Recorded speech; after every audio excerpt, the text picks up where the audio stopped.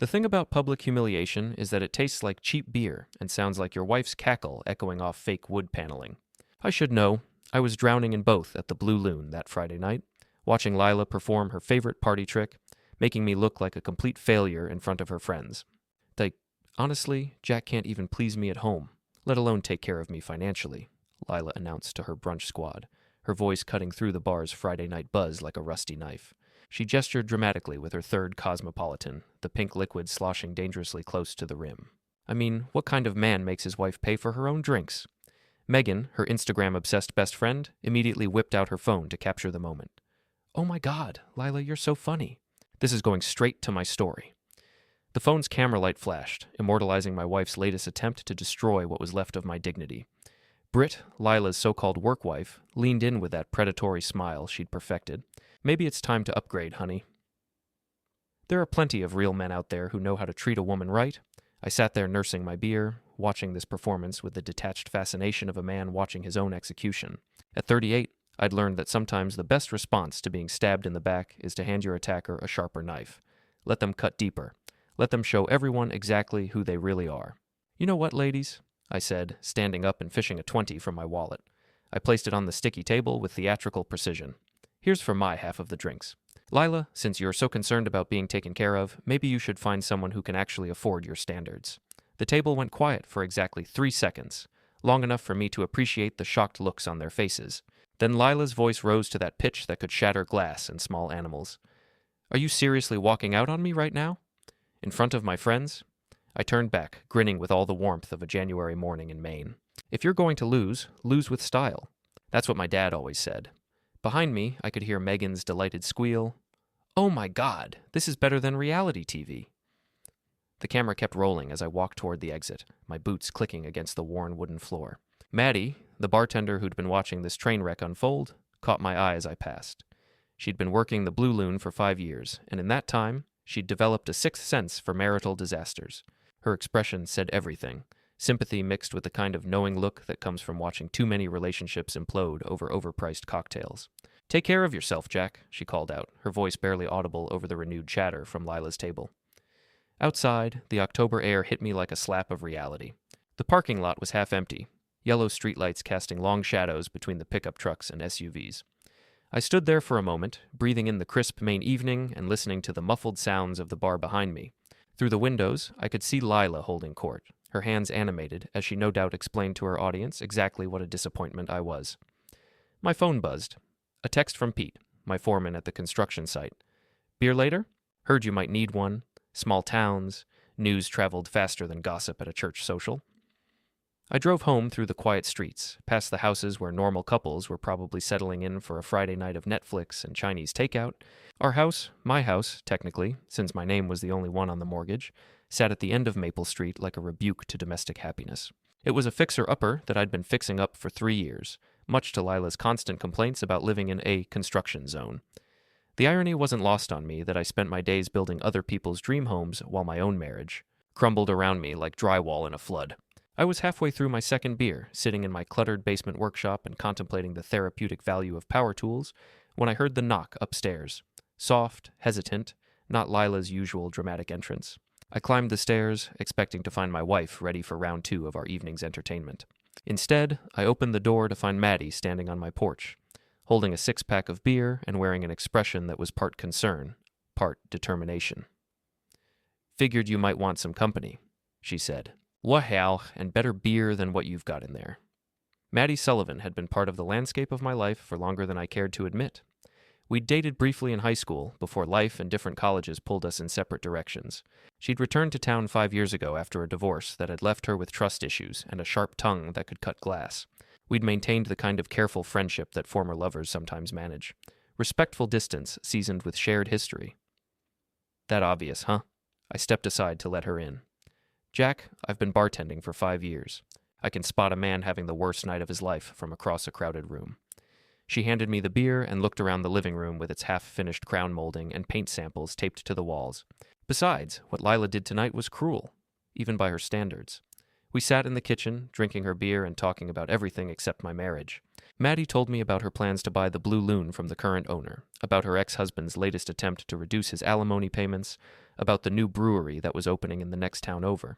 Normal conversation between two people who'd learned to navigate the wreckage of their respective lives. It was past midnight when she finally looked at her watch and sighed. I should head home.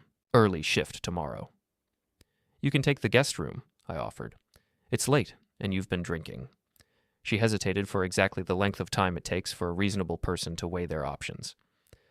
Just the guest room, and just because I'm being responsible. Just because you are being responsible, I agreed. I was making coffee the next morning, enjoying the rare pleasure of a quiet Saturday, when I heard Lila's key in the front door. She walked into the kitchen still wearing last night's outfit, her makeup smeared, and her hair looking like she'd spent the night in someone else's bed. She stopped when she saw 2 coffee cups on the counter. Well, well, she said, her voice dripping with the kind of satisfaction that comes from finding exactly the ammunition you were hoping for. Yeah, looks like my husband isn't as pathetic as I thought. That's when Maddie appeared in the kitchen doorway, wearing one of my old construction company t-shirts and a pair of my sweatpants. Her hair was pulled back in a ponytail, and she looked comfortable in a way that clearly sent Lila into orbit. Morning, Lila, Maddie said pleasantly, as if she encountered cheating wives in kitchen doorways every day. Coffee's fresh if you want some. The explosion that followed was everything I'd expected, and more.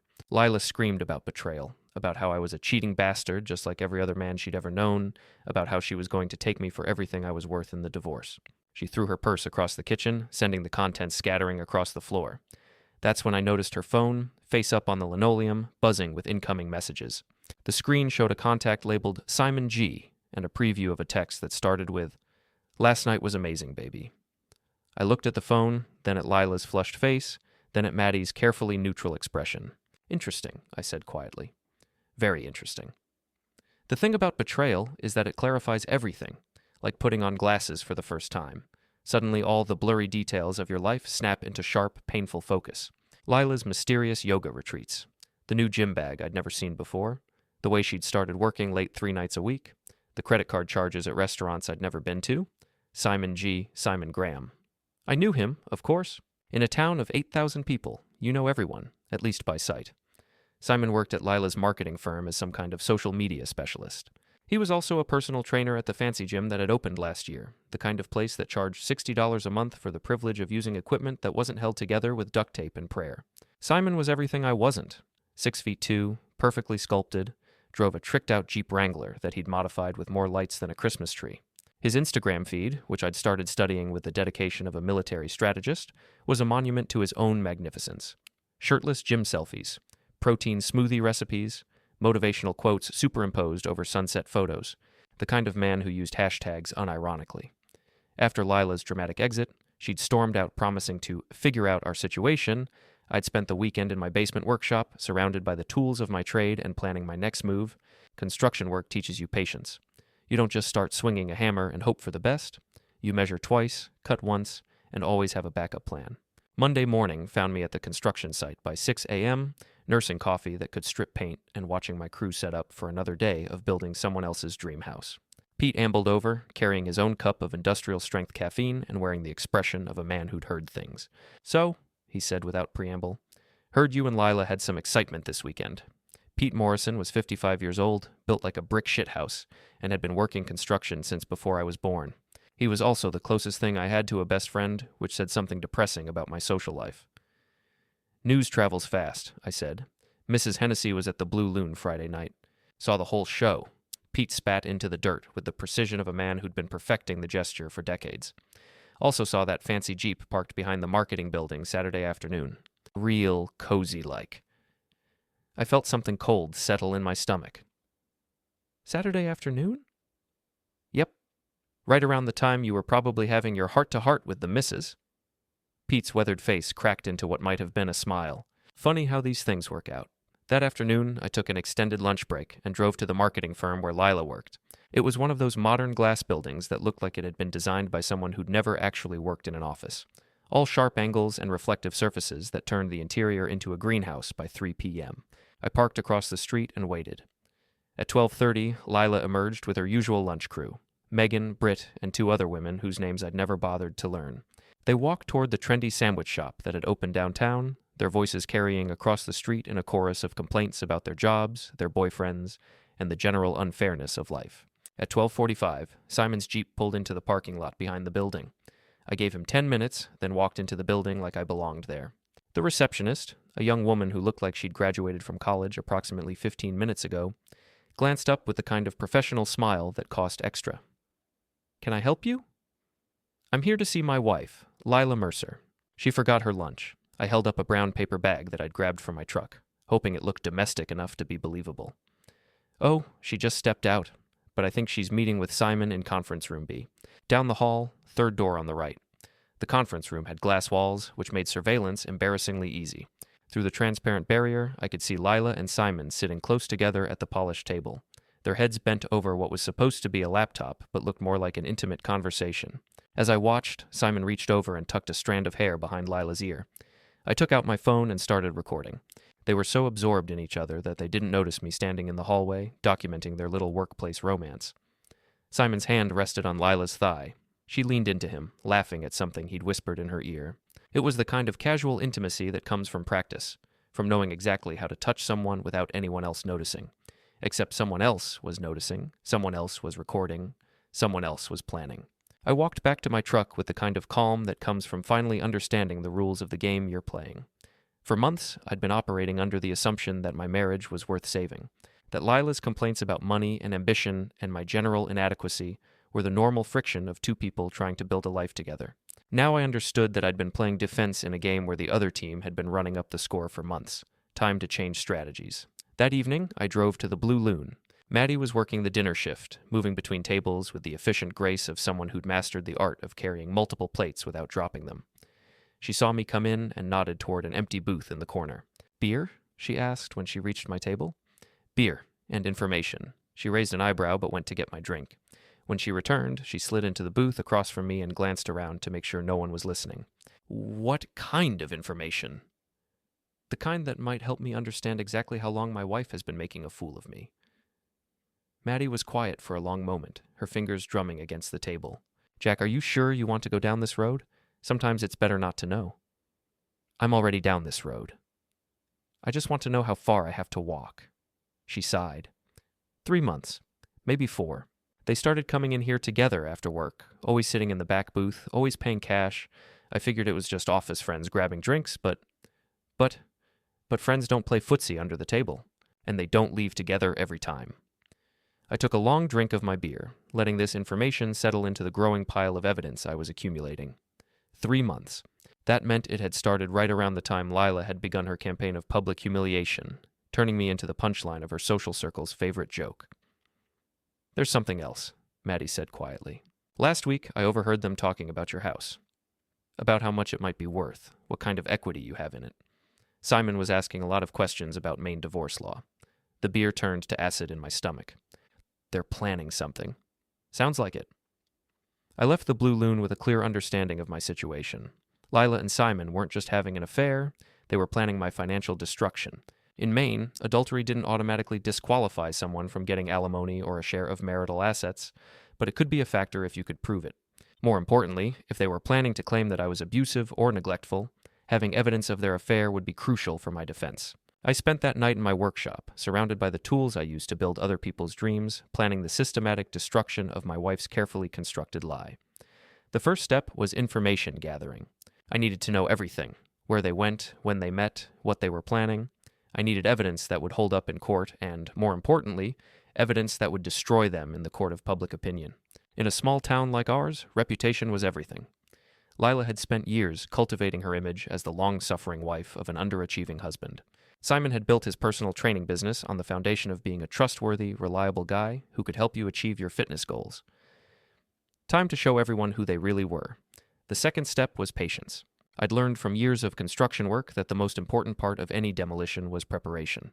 You didn't just start swinging a sledgehammer and hope for the best. You studied the structure, identified the load-bearing elements, and planned your strikes for maximum impact. I was about to bring down the house that Lila and Simon had built on lies, and I was going to enjoy every minute of it. Tuesday morning brought the first real test of my new strategy. I woke up to find Lila in the kitchen, making coffee and acting like Saturday's explosion had never happened. She was wearing her work clothes, a sharp business suit that probably cost more than I made in a week, and her hair was pulled back in the kind of severe bun that said, "Professional woman who takes no prisoners." "We need to talk," she announced, without looking at me. I poured myself coffee and leaned against the counter, studying her face. 3 months of lies had taught her to be careful with her expressions, but I could see the calculation behind her eyes. "About what?" "About our marriage. About what happened Saturday." She turned to face me, and for a moment, I almost believed the concerned wife act she was putting on. "Jack, I think we both said things we didn't mean. Maybe we should consider counseling. Marriage counseling."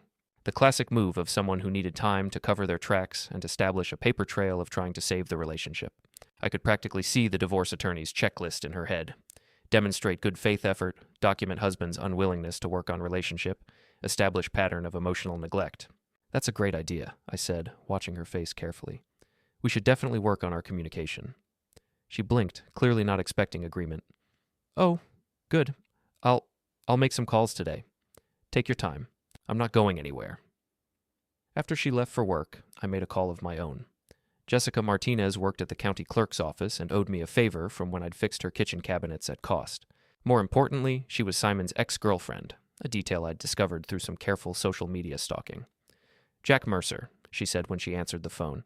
"Haven't heard from you in ages. How's married life?" "Complicated. Listen, Jessica, I was wondering if you might have time for coffee this week. I have some questions about public records, and I figured you'd be the person to ask." There was a pause. "What kind of public records?" "The kind that might help me understand what my wife and her boyfriend are planning." Another pause, longer this time. "Her boyfriend wouldn't happen to be a certain personal trainer who drives a ridiculous Jeep, would it?" "That would be the one." "Coffee sounds great. How about Thursday at the diner on Main Street? I get off work at 4. Thursday afternoon found me sitting in a corner booth at Millie's Diner, watching Jessica Martinez walk through the door with the kind of purposeful stride that suggested she had things to say. She was attractive in a no-nonsense way. Dark hair, serious eyes, and the kind of confidence that comes from dealing with bureaucracy for a living. "So," she said, sliding into the booth across from me, "Simon Graham is screwing your wife." I nearly choked on my coffee. "Direct. I like that." "I don't have time for games, Jack. Simon's a cheating bastard who thinks he's God's gift to womankind. If he's targeting your wife, it's because he thinks she can give him something he wants." "What makes you so sure?" Jessica's smile was sharp enough to cut glass. "Because he tried the same thing with me." Started talking about my house, my savings account, what kind of car I drove. Made a lot of comments about how I deserved better, how I should be with someone who could elevate my lifestyle. She made air quotes around the phrase, her voice dripping with contempt. "What happened?" I caught him going through my mail, looking at bank statements, credit card bills, mortgage documents. When I confronted him, he claimed he was trying to help me organize my finances. The pieces were starting to fall into place. Simon wasn't just a personal trainer looking for a good time. He was a predator who targeted women with assets. Lila, with her good job and half ownership of a house, would be exactly his type. "There's something else," Jessica continued. "Simon's got debts, serious ones. His personal training business is failing, and he owes money to some people who don't accept payment plans." "How do you know all this?" "Because I work at the county clerk's office, and public records are public for a reason. Simon's got 3 liens against his business, 2 judgments for unpaid credit cards, and his landlord filed for eviction last month." She leaned forward, her voice dropping to a whisper. "He's desperate, Jack, and desperate men do stupid things." That evening, I drove to the old textile mill on the outskirts of town. The building had been abandoned for 15 years, ever since the company moved operations to Mexico, and it had become the kind of place where teenagers went to drink beer and couples went to have conversations they couldn't have anywhere else. I parked behind the building and waited. At 7:30, Simon's Jeep pulled into the lot. I'd sent him a text from a burner phone I'd picked up at the drugstore, claiming to be someone who'd seen his personal training ads and wanted to meet about a potential business opportunity. The mill was isolated enough for a private conversation, but public enough that he wouldn't be suspicious. Simon climbed out of his Jeep looking like he'd stepped off the cover of a fitness magazine. Perfect hair, perfect teeth, perfect muscles straining against a t-shirt that was probably designed to showcase his physique. He looked around the empty lot with the kind of confidence that comes from never having been in a real fight. "You, Jack?" he called out as I approached. "That's me. Thanks for meeting me here." "No problem, man. Always happy to talk business." He extended his hand for a shake, and I noticed the expensive watch on his wrist. Interesting choice for someone who supposedly couldn't pay his bills. I've been hearing good things about your training programs, I said, studying his face. My wife mentioned you work with some of her colleagues. Something flickered in his eyes. Recognition, maybe, or concern. Yeah? What's your wife's name? Lila. Lila Mercer. The change in his expression was subtle but unmistakable. The confident smile faltered for just a moment before snapping back into place. Oh, right. Lila. Great woman. Really dedicated to her fitness goals. He was good. I had to give him that. If I hadn't known what I knew, I might have believed the casual act. She speaks very highly of you, I said. Says you've been very attentive to her needs. Now he was definitely uncomfortable. His weight shifted from one foot to the other, and his eyes darted toward his Jeep like he was calculating the distance. Listen, man, I think there might be some kind of misunderstanding here. No misunderstanding at all. I know exactly what's going on. I stepped closer, close enough that he had to look up to meet my eyes. The question is, what are we going to do about it? For a moment, I thought he might actually try to run. His muscles tensed, and I could see him weighing his options. Fight or flight, with a man who spent his days swinging hammers and moving heavy equipment. Look, he said, his voice losing some of its practiced smoothness. Whatever you think you know. I know you've been sleeping with my wife for 3 months.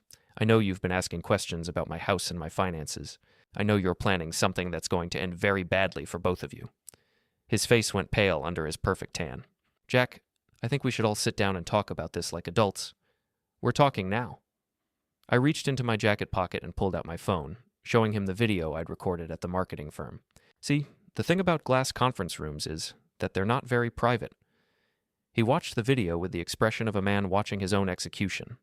When it finished, he looked up at me with something that might have been fear. What do you want? I want you to stay away from my wife. I want you to stop asking questions about my property. And I want you to understand that if you try to hurt me or my reputation in this town, I will destroy you. I put the phone back in my pocket and stepped even closer. You see, Simon, you made a mistake. You thought I was just some dumb construction worker who wouldn't notice what was happening under his own roof. But I notice everything, and now I know everything. This is crazy, man. You can't threaten me. I'm not threatening you. I'm educating you. I smiled, and I could see him flinch at whatever he saw in my expression. Small towns are funny places, Simon. Reputations matter. Businesses live and die on word of mouth. How do you think your clients would feel if they knew their personal trainer was sleeping with married women? How do you think your landlord would feel if he knew you were planning to skip town with someone else's wife? He opened his mouth to respond, but I held up a hand to stop him. I'm not finished. See, I've been doing some research on you. Talking to people who know you, learning about your debts, your failed business ventures, your history of targeting women with assets. I leaned in close enough that he could smell the coffee on my breath. You picked the wrong mark this time, Simon, and you're going to find out exactly what that mistake costs you. I turned and walked back toward my truck, leaving him standing in the empty parking lot. Behind me, I could hear him calling out something about how this wasn't over, how he was going to talk to Lila, how they were going to figure this out together. Let him talk to Lila. Let them figure it out together. I had plans for both of them. The next morning, I woke up to find 3 missed calls from Lila and a text message that simply said, "We need to talk. Now." I smiled and deleted the message. She could wait. They could both wait. After all, I was just getting started. The town's annual Harvest Festival was scheduled for Saturday, which meant Main Street would be packed with families, food vendors, and enough gossip to fuel the rumor mill until Christmas. It was the perfect venue for what I had planned. Friday night, I sat in my workshop putting the finishing touches on my strategy. I'd spent the week gathering ammunition, screenshots of Simon's social media posts bragging about his successful business, while his creditors circled like vultures, copies of the liens and judgments Jessica had helped me access, and most importantly, a carefully edited video compilation of Lila and Simon's workplace romance. Nothing explicit, nothing that could get me in legal trouble, but enough to paint a very clear picture of what had been happening behind my back. My phone buzzed. A text from Lila. "Jack, where are you? We need to discuss our situation. Our situation." Like she was talking about a minor scheduling conflict instead of a 3-month affair with her coworker. I texted back, "At the festival tomorrow. We can discuss whatever you want. Publicly." The response came back immediately. What's that supposed to mean? I turned off my phone without responding. Let her wonder. Let her worry. Let her spend the night trying to figure out what I was planning. Saturday morning dawned crisp and clear, the kind of October day that makes you understand why people write poetry about New England autumns. I dressed carefully, clean jeans, my best flannel shirt, work boots that I'd actually polished. I wanted to look like exactly what I was, a hard-working man who'd been wronged by people who thought they were better than him. The festival was in full swing by the time I arrived. Main Street had been closed to traffic, and vendors lined both sides of the road selling everything from handmade jewelry to kettle corn. The air smelled like cinnamon donuts and wood smoke from the barbecue stands. I bought a cup of coffee from the Methodist church booth and positioned myself near the gazebo in the center of town square. From there, I had a clear view of the entire festival and could see everyone who came and went. At 11:30, I spotted them. Lila and Simon walking down Main Street like they owned the place, flanked by her usual entourage of enablers. Megan was there with her phone out, naturally, documenting every moment for her social media followers. Britt walked beside them with that predatory smile she wore whenever she sensed drama in the air. They looked like a group of people who'd never faced real consequences for their actions. That was about to change. I waited until they reached the center of the square, where the crowd was thickest and the acoustics were best. Then I walked over with the kind of casual confidence that comes from knowing you hold all the cards. "Lila," I called out, loud enough to be heard over the festival noise.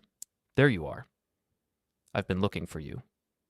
She turned, and I saw the exact moment she realized this wasn't going to be a private conversation. Her eyes darted around the crowd, taking in the faces that had turned to watch our little drama unfold. "Jack," she said carefully, "maybe we should go somewhere more private to talk." "Why? We've never had any trouble discussing our marriage in public before." I smiled at the growing circle of spectators. "In fact, I seem to remember you having quite a lot to say about our relationship at the Blue Loon last week." Megan's phone was already recording, and I could see other people in the crowd pulling out their devices. In the age of social media, everything was content, and a public confrontation between a cheating wife and her husband was premium entertainment. "Jack, please," Lila said, her voice taking on a pleading tone I'd never heard before. "Let's not do this here." "Do what?" "Have an honest conversation about our marriage." I looked around at the crowd, playing to my audience. "See, folks, my wife here has been telling everyone who'll listen about what a disappointment I am. How I can't take care of her, how I can't please her, how she deserves so much better." Simon stepped forward, his chest puffed out like he was about to defend Lila's honor. "Hey man, maybe you should calm down." "Simon," I said with genuine delight. "Perfect timing. I was just about to tell everyone how you've been helping my wife figure out what she deserves." The crowd was growing larger, drawn by the promise of real drama in a town where the most exciting thing that usually happened was the occasional bender in the grocery store parking lot. I could see faces I recognized, neighbors, coworkers, people who'd been watching my marriage disintegrate from a safe distance. "For those of you who don't know," I continued, my voice carrying clearly across the square, "Simon here is a personal trainer. Very dedicated to his clients. Very hands-on in his approach." "Jack, stop," Lila hissed, but I was just getting warmed up. In fact, Simon's been so dedicated to helping my wife with her fitness goals that they've been meeting 3 times a week for private sessions. Very private, very intimate sessions. I pulled out my phone and held it up so the crowd could see the screen. "Would you like to see some of their workout videos?" The effect was immediate and devastating. Lila's face went white, Simon took a step backward, and the crowd pressed closer, phones out and recording. In the age of viral videos, they all knew they were witnessing something that would be shared and reshared across every social media platform within hours. "Please don't," Lila whispered, and for a moment, I almost felt sorry for her. Almost. "You know what the funny thing is?" I said, addressing the crowd like I was giving a lecture. "My wife spent months telling everyone what a failure I was. How I couldn't provide for her, couldn't satisfy her, couldn't give her the life she deserved. But it turns out she was getting exactly what she deserved. She just had to go behind my back to get it." I pressed play on the video. The sound quality wasn't perfect, but it was clear enough. Clear enough to hear Lila's voice saying, "When can we be together for real?" Clear enough to hear Simon's response, "Soon, baby." Once we figure out the house situation, the crowd erupted. Gasps, whispers, the sound of dozens of phones capturing every moment. I could see Mrs. Hennessy from next door shaking her head in disapproval. I could see Bob from the hardware store looking at Lila like she'd just kicked his dog. "The house situation," I repeated, making sure everyone could hear. "See, Simon here has been very interested in my financial situation. Very curious about property values, equity, divorce settlements." Almost like he was planning something, Simon finally found his voice. "This is insane. You can't just..." "Can't just what?" "Tell the truth?" I looked at him with the kind of contempt usually reserved for people who don't return their shopping carts. "You want to know what's insane, Simon?" What's insane is thinking you could seduce my wife, plan to steal my house, and destroy my reputation without any consequences. I turned back to the crowd, playing my final card. See, I did some research on my wife's personal trainer. Turns out he's not quite the successful businessman he pretends to be. Turns out he owes money to a lot of people. Turns out his business is failing, his landlord is evicting him, and he's been looking for a woman with assets to solve his problems. I held up a folder thick with documents. Public records are public for a reason. Anyone who's interested in seeing exactly what kind of man my wife chose over me can find these documents at the county clerk's office. The crowd was eating it up. In a small town, financial irresponsibility was almost as scandalous as adultery. The combination of the two was social suicide. Lila was crying now, mascara running down her cheeks in black streaks. "You bastard," she whispered. "You complete bastard." "I'm the bastard?" I laughed, and the sound carried across the suddenly quiet square. I'm not the one who spent 3 months lying to everyone. I'm not the one who humiliated my spouse in public. I'm not the one who planned to steal someone's house and run away with a man who can't pay his own bills. I looked around at the crowd one final time, making eye contact with as many people as possible. My wife wanted everyone to know what kind of man I was. Well, now everyone knows what kind of woman she is. I turned and walked away, leaving Lila and Simon standing in the center of the square, surrounded by a crowd of people with phones and judgment in their eyes. Behind me, I could hear Megan's voice. "Oh my God, this is going to get so many views." By the time I reached my truck, my phone was already buzzing with notifications. Text messages, Facebook tags, missed calls from numbers I didn't recognize. The video was spreading faster than gossip at a church social, exactly as I'd planned. I drove home with the windows down, breathing in the October air and feeling lighter than I had in months. Phase 1 of my revenge was complete. Lila's reputation was destroyed, Simon's business was finished, and everyone in town knew exactly what kind of people they really were. But I wasn't done yet, not by a long shot. By Sunday morning, the video from the festival had been viewed over 10,000 times across various social media platforms. Megan, in her infinite wisdom, had posted the entire confrontation to her Instagram story, TikTok, and Facebook page with captions like "Drama at the Harvest Festival." And "This is why I love small-town life." The comments were everything I could have hoped for and more. Friends, neighbors, and complete strangers weighing in on Lila's character, Simon's financial situation, and the general moral decay of modern society. Miss Patterson from the church wrote a particularly scathing comment about hussies who don't respect the sanctity of marriage.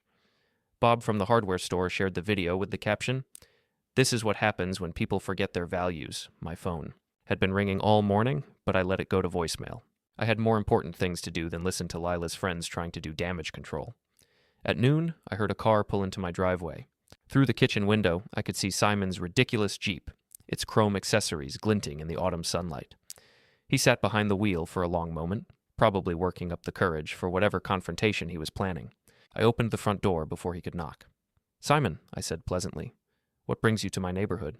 He looked like he'd aged 10 years since yesterday. His perfect hair was disheveled, his clothes wrinkled, and there were dark circles under his eyes that suggested he'd spent the night dealing with the fallout from our public encounter. "We need to talk," he said, trying to summon some of his old confidence. "About what?"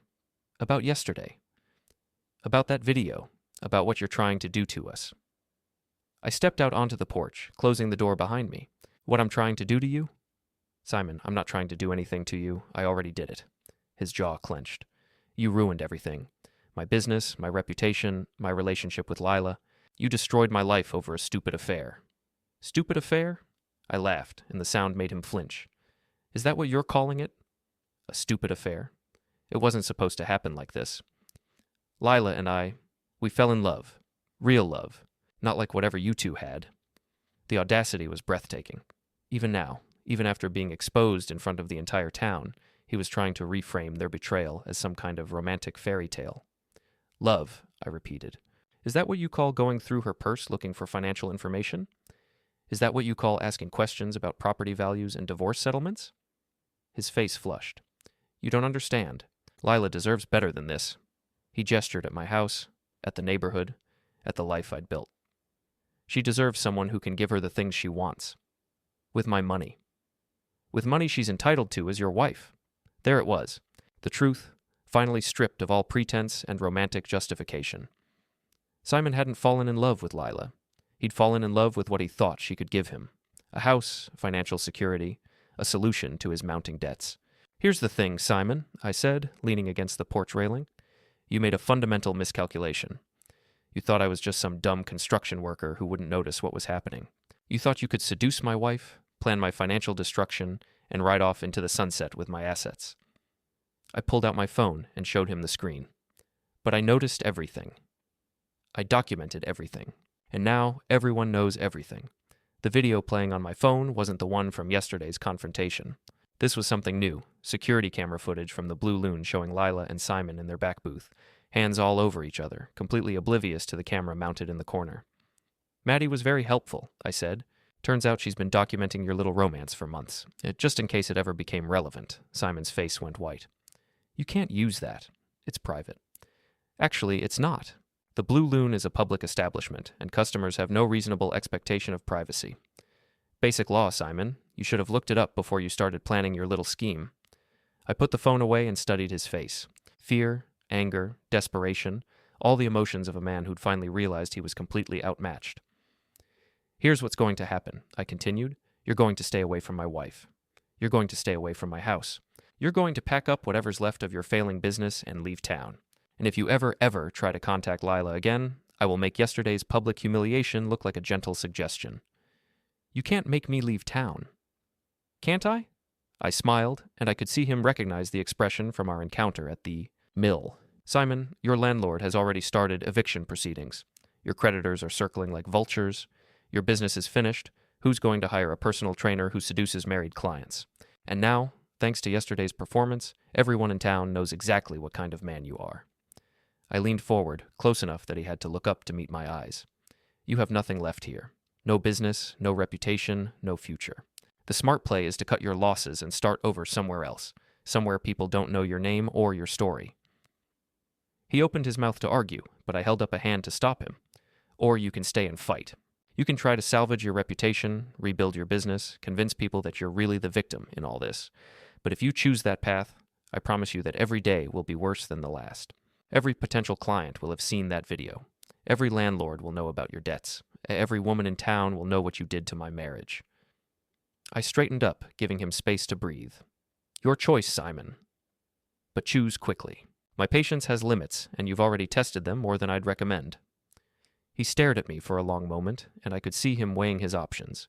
Fight or flight, pride or pragmatism, the fantasy of vindication against the reality of complete social destruction. This isn't over, he said finally, but there was no conviction in his voice. Yes, it is.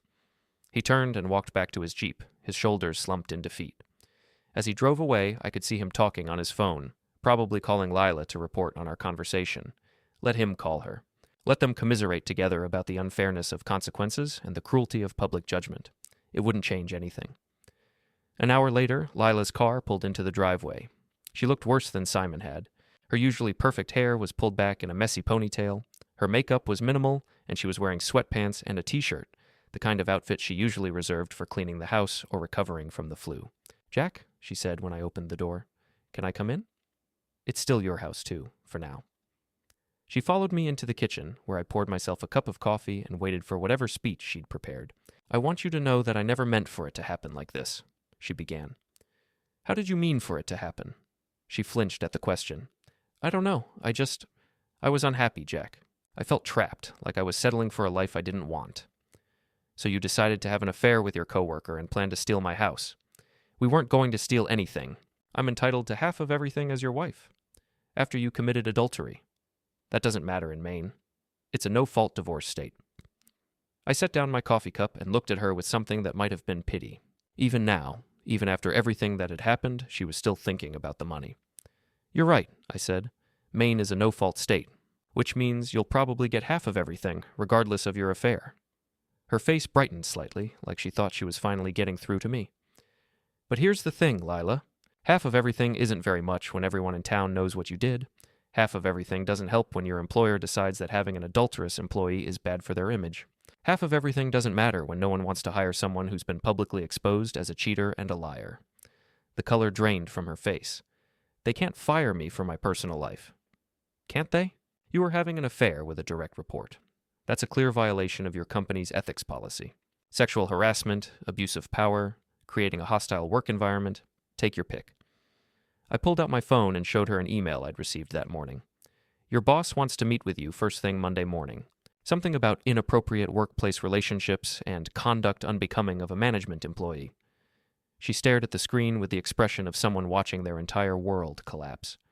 You sent them the video. I didn't have to.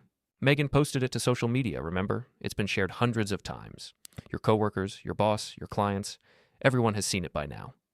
She sank into a chair, her head in her hands. You've destroyed everything. I've exposed everything. There's a difference.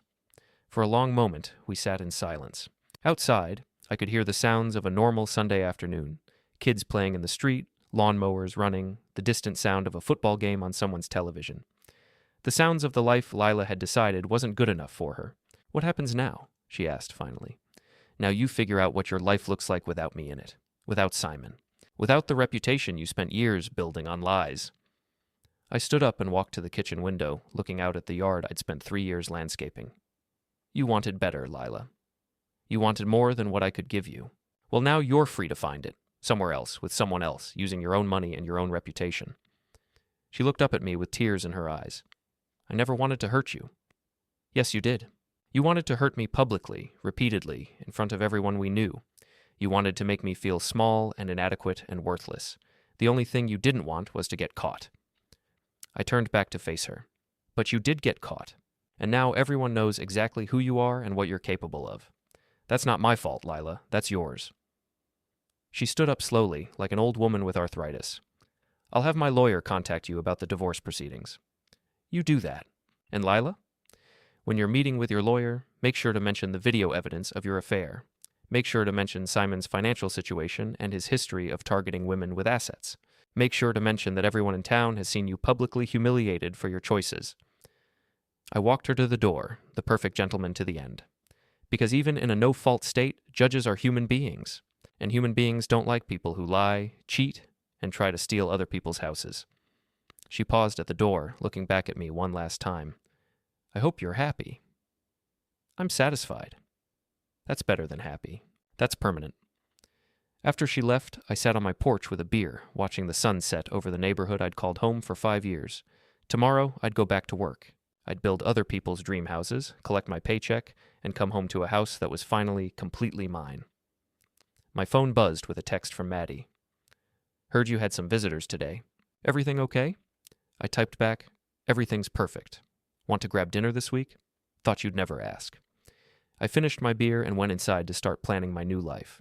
A life without lies, without public humiliation, without a wife who thought I wasn't good enough for her. A life where I was exactly enough for the people who mattered. Simon's Jeep drove past my house one last time that evening, loaded with boxes and suitcases. He didn't slow down, didn't look toward the house, just kept driving toward the highway that would take him away from the town where he'd learned that some people fight back. I watched from my kitchen window until his taillights disappeared, then closed the curtains and started making dinner for one. It was the best meal I'd had in months. Had in months. Had in months. Had in months. Had in months. Had in months. Had in months. Had in months. Had in months. Had in months.